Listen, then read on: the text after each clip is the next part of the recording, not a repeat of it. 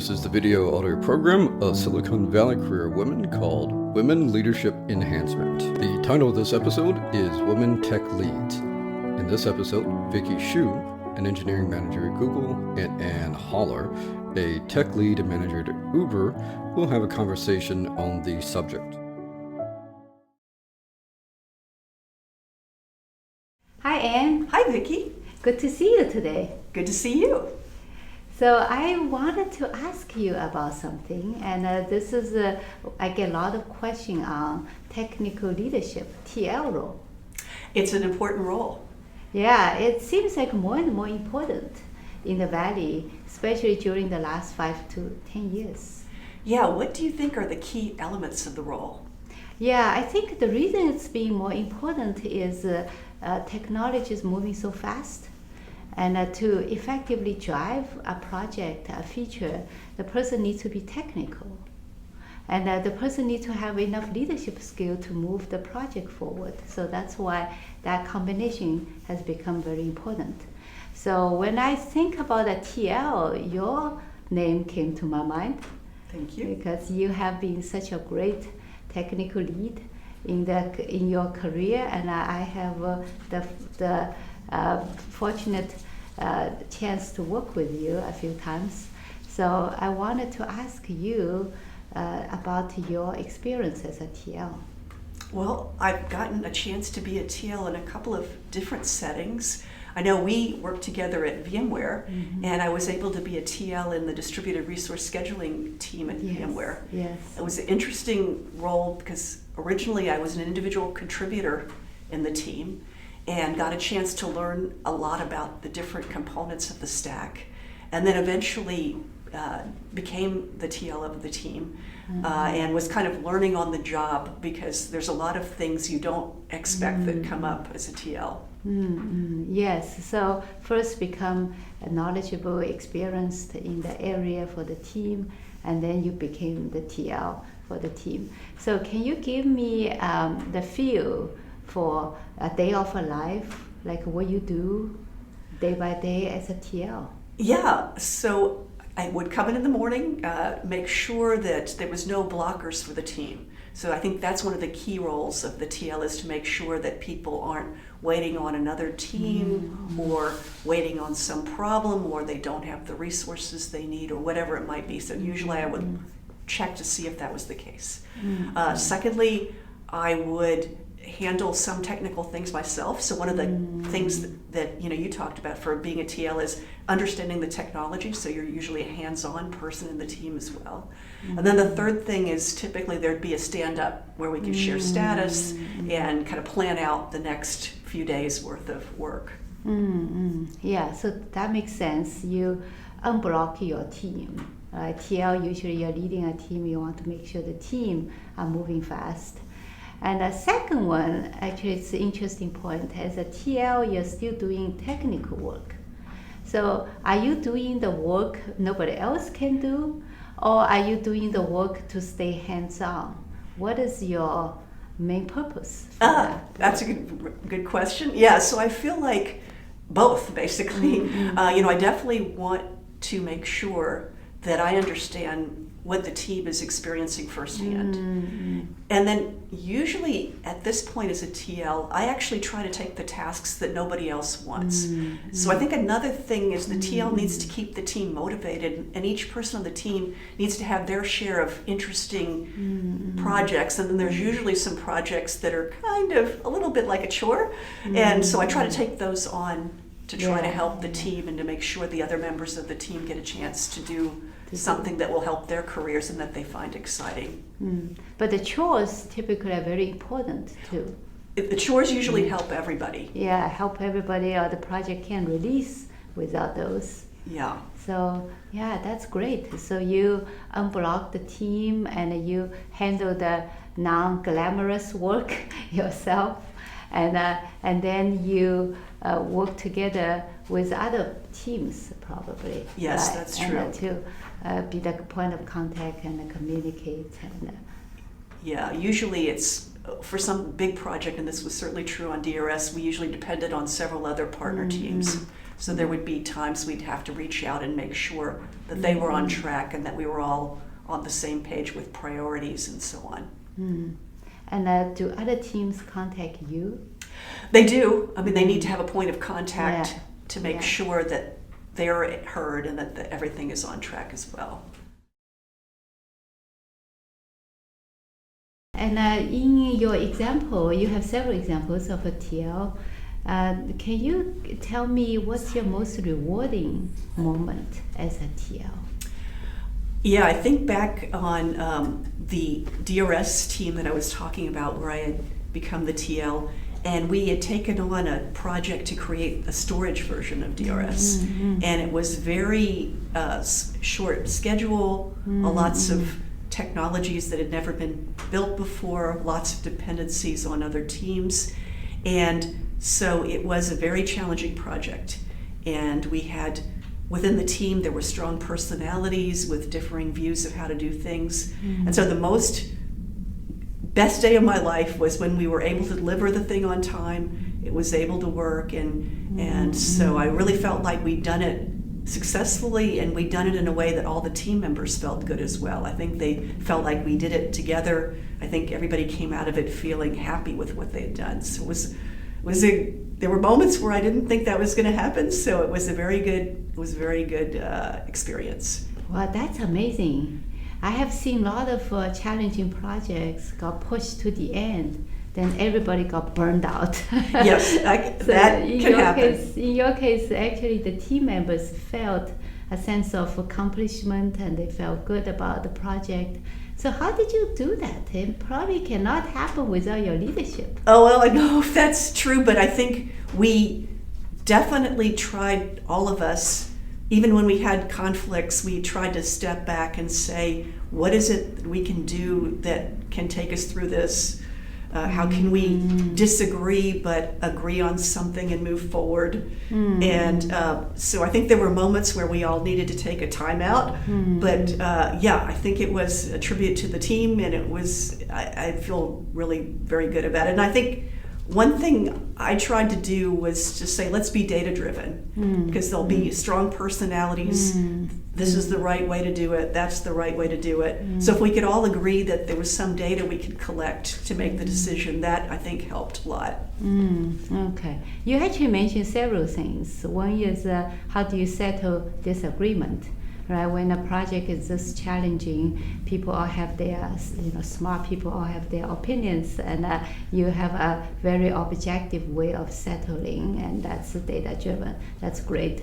Second, I heard was during the project when there are issues, and you involve the team. You involve the team. You didn't just give them a solution, but you involve them in coming up with a solution, and the team feel good about participating, and you give them the time to take a little break. You go, okay, we worked hard enough, now let's step back a little bit and let's recharge and get going. So those are very good characteristics of a technical lead in this role. So it's great. Thank you, Vicky. I know you've spent years as an engineering manager, so I think you have experience with different styles of being a tech lead. So I'd be interested in your thoughts about tech leadership that you've seen. Yeah, so you are a good example in my mind, because you work with the team, you lead the team, you involve team feel like empowered with you. So not just you are top down and telling them what to do. And also you probably worked with your management to give them a little bit break time when needed.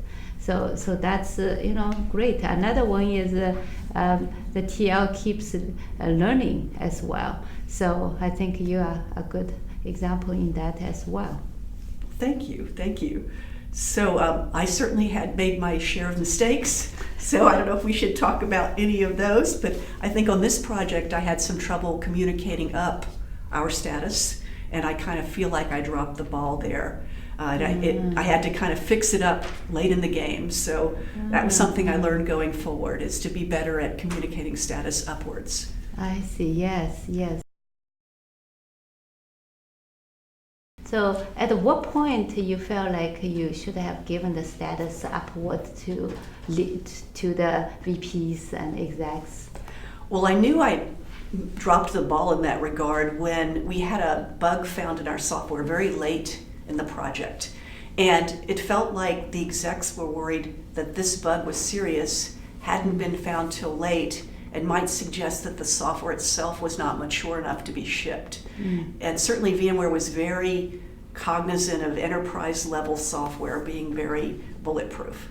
And so I felt like what had happened is they didn't have the trust, they hadn't seen all the testing we had done, they hadn't seen what we had accomplished to that point, and I realized that that was a bad sign.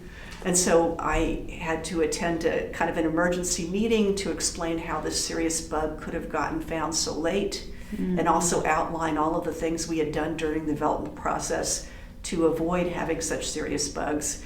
And luckily was able to salvage this, but I really realized that I should have been giving some kind of regular updates to build that kind of trust and credibility. I think I was a little bit in a bubble of, oh, we're all heads down working on our software, but that was not good enough.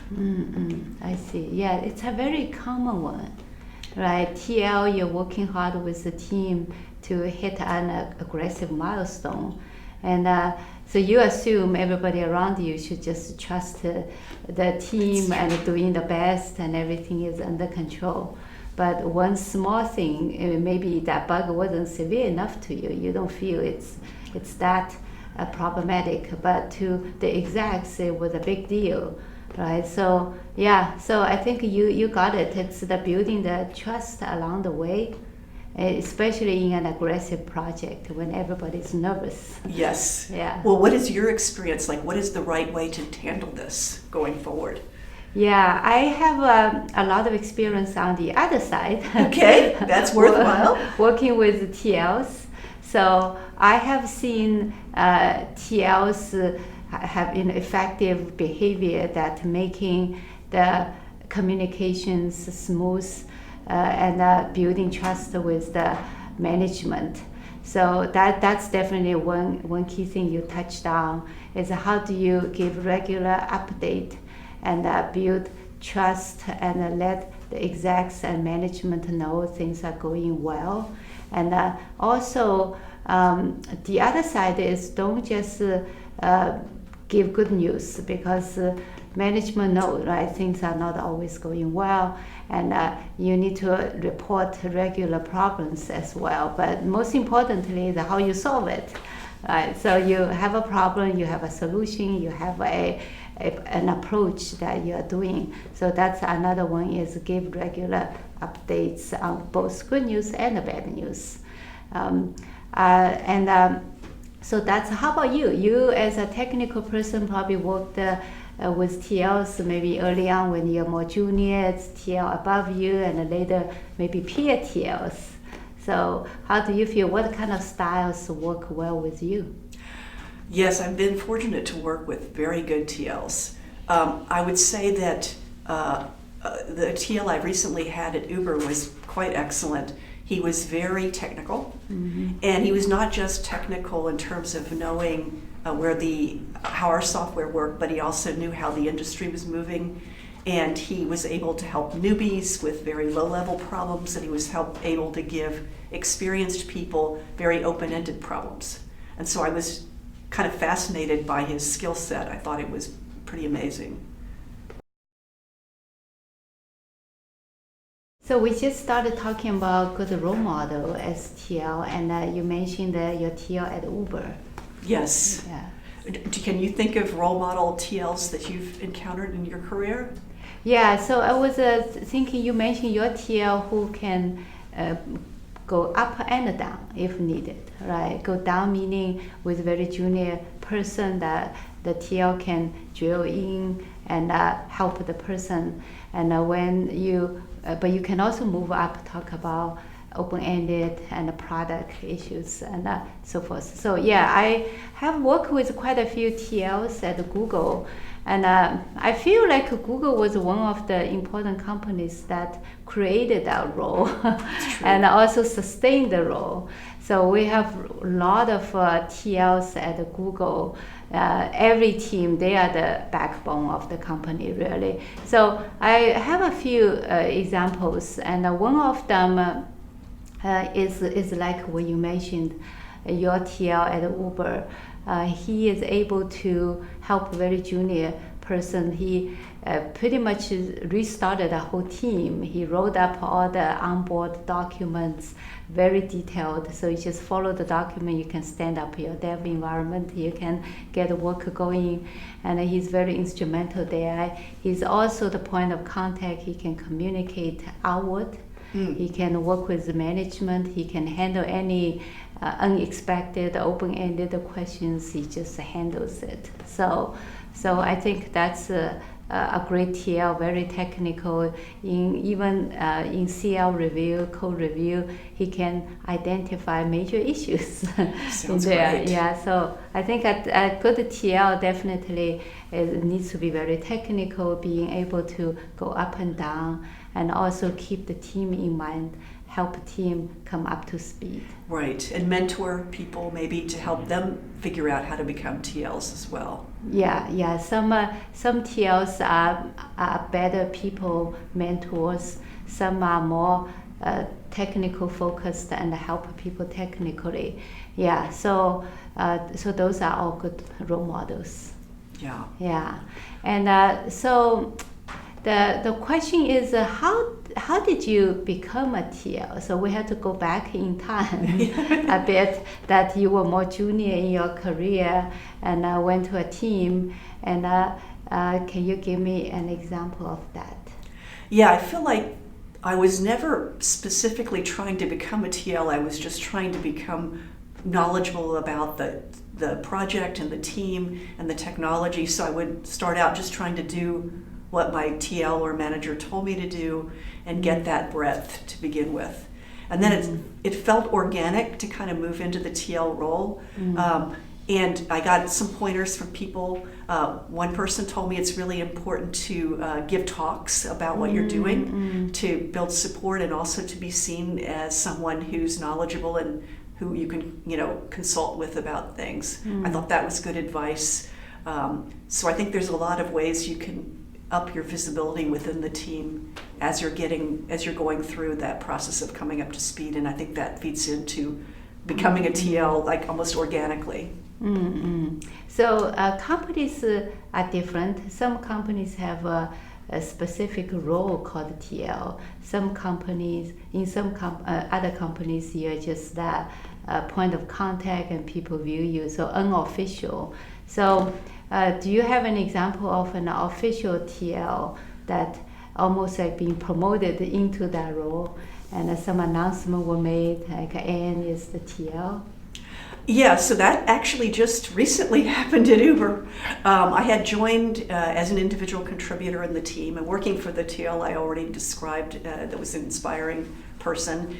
And then he left to start his own startup.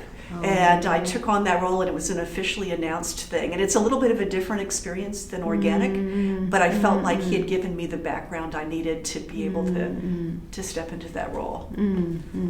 So the more official role probably has a little more responsibilities. It does, yes. Yeah, it feels, so the role is actually a leadership role, right? You're very technical, you're able to mentor people, but you're also the lead there. I work with so many TLs so far, and you are one of the few women TLs. It's true. That I know of. So I wanted to hear from you if there are any special challenges you have encountered, or what you have to do differently to become a TL as well as sustain as a TL. Yeah, I think there are areas where women have more challenges becoming a TL. I think I saw it myself when I mentor young women that are looking to take on that role. I think one of the biggest challenges is usually you're one of the few women in the team to begin with, and sometimes you have trouble being heard. You know, you're in a meeting and you say something, no one seems to notice, and 5 minutes later somebody else says the same thing. Especially a man. That guy. Yeah, so, you know, that kind of challenge can be tough because you need to be able to be seen, your ideas be seen. And so there's a couple of ways to handle that, you know, repeat yourself or try to make sure you lower that barrier. You know, I mentioned giving talks. That's a format where you get to have your say you without have the whole floor. I think that's useful for women. So I think those things can overcome those challenges when most of the folks are men in your team. I don't know if you've had, you know, you've obviously become a manager, which is also, you know, a role that women are taking on more, but has been traditionally a guy role. And so many of the same challenges, I think, in getting into that role. Are you kind of... Definitely, that being heard is a common one. Yeah. So it can be annoying too, that you say something and then it just went, and then somebody else, especially men, say the same thing. So what I sometimes do is after the men say it, I would say, thank you for agreeing with me. Yeah, that's pretty good. So you kind of point out that I actually said the same thing, right? Or you can say, I'm so glad you see the same way as me. And so some ways you can do that, even on the spot. And also maybe after the meeting, if a person does that a lot, you can kind of take that person aside and say, hey, you know, I have this question. When I said it, how come there was nobody said anything, but when you said it, is there anything different? So so that's all those different things that we can do to be heard and to be visible. Yeah. And also, after you become a TL, do you find it any different being a woman versus man?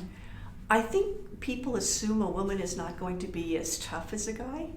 And so sometimes there's a difficult situation where people are arguing about something and, you know, maybe a guy would be top down about it, like, here's what we're going to do. And usually a decision has to be made. And so I think women have to kind of figure out how to navigate that.